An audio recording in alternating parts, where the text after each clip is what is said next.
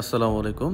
এত ছোট অবস্থায় মেয়েটার পেটে বাচ্চা আসবে এটা আমি আগে চিন্তা করছিলাম, কিন্তু ফাইনালি আপনাদেরকে অনেকবার দেখাইছিও, অনেকবার বলছিও যে এই মেয়েগুলার পেটে 2 দিন পরে বাচ্চা আসবে এবং এরা বাচ্চা নিয়ে রাস্তায় রাস্তায় ভিক্ষা করবে। এরা সবগুলাই নেশাখোর, আর এই নেশাখোরগুলার সাথে একটা মেয়ে আছে, আমি আপনাকে পরিচয় করাই দিব মেয়েটার সাথে। ওই মেয়েটা এখন পেটে বাচ্চা নিয়ে ঘুরে। এই মেয়েটা, আমি ওর চেহারাটা দেখাচ্ছি আপনাকে, একটু ওয়েট করেন। 2 কেজি পেয়ারা নিয়ে যা। বড়গুলা হ্যাঁ। ও কি প্রেগনেন্ট নাকি? ওর পেটে বাচ্চা না? কতদিন হইলো? 7 মাস 7 মাস। ওর তো বিয়ে হয় না? হ্যাঁ, ওর জামাই কে? তুই জামাই? ও আচ্ছা, তুই জামাই। তুইও তো রাস্তায় থাকো, ও রাস্তায় থাকে। এই ছেলেটা নাকি ওই মেয়েটার জামাই। এর তো এখনো লোমই গজায় নেই, এ আবার ওর জামাই হয় কিভাবে? ওই একসাথে রাস্তায় থাকে আর কি।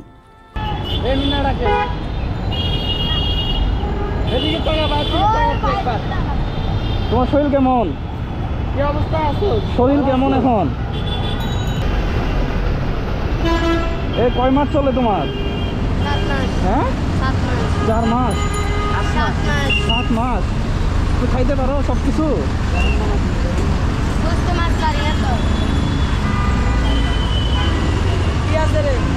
তোমার বয়স কত? 17 বছর। এই বাচ্চার তো এখন এই ফলমূল খাওয়া দরকার, তাই না? বাসায় থাকো না? বাসায় থাকতে পারো না?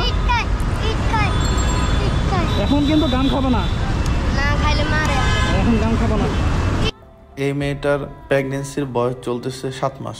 কিছু তো বলার নাই আসলে। ও 7 মাস অবস্থায় বাহিরে। আদৌ ওর কার সাথে বিয়ে হয়েছে, কিভাবে বাচ্চা পেটে আসলো, এটা নিয়ে হয়তো অনেকেই প্রশ্ন তুলবে। তারপরেও এই মেয়েটার বাসায় থাকার কথা ছিল, এই মেয়েটার হয়তো পুষ্টিকর খাবার খাওয়ার দরকার ছিল, কিন্তু যেই বাচ্চাটা বেড়ে উঠবে সেও অপুষ্টিতে আসতেছে, এই অবস্থায় গাম খায়, রাস্তায় থাকে। এই যে আশেপাশে ছেলেগুলা দেখতেছেন প্রত্যেকেই হইতেছে ছিনতাইকারী।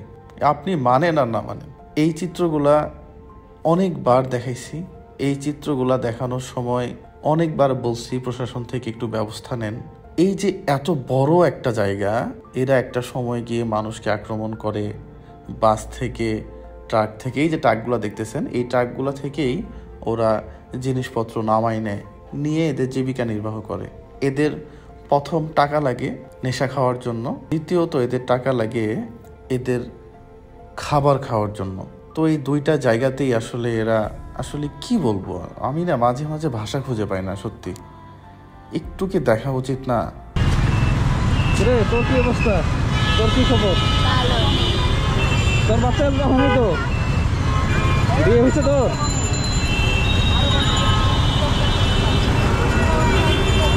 উল্টা কিছু করিস না। আমার মনে হয় এই মেয়েটারও বয়ঃসন্ধিকাল চলে আসছে। এখন থেকেও এই ছেলেদের কাছ থেকে নির্যাতিত হচ্ছে। একটা সময় গিয়ে ওর পেটে বাচ্চা চলে আসবে, ও গর্ভবতী হবে, ওর সন্তানকে নিয়ে ও রাস্তায় রাস্তায় ভিক্ষার থলি নিয়ে ঘুরবে। পিতৃত্ব পরিচয়হীন বাচ্চাটা এই পৃথিবীতে বাবা ছাড়া, পরিচয় ছাড়া যারও সন্তান হয়ে এই পৃথিবীতে বেড়ে উঠবে।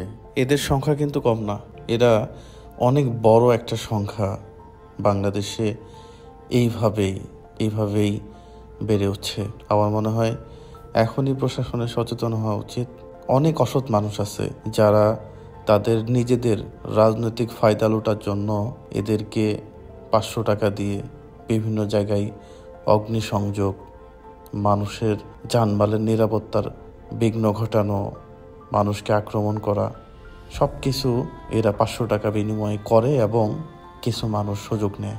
এরাও বেড়ে উঠুক ভালোভাবে, এরাও সম্পদে বেড়ে উঠুক। এই জন্য সরকার থেকে যে পথ শিশুদের জন্য বাজেট আছে, আমার মনে হয় এটা সঠিকভাবে খরচ করতে পারলে এরাও মানুষের মতো মানুষ হয়ে বেড়ে উঠবে। সবাই ভালো থাকবেন, সুস্থ থাকবেন। আসসালামু আলাইকুম রহমতুল্লাহ।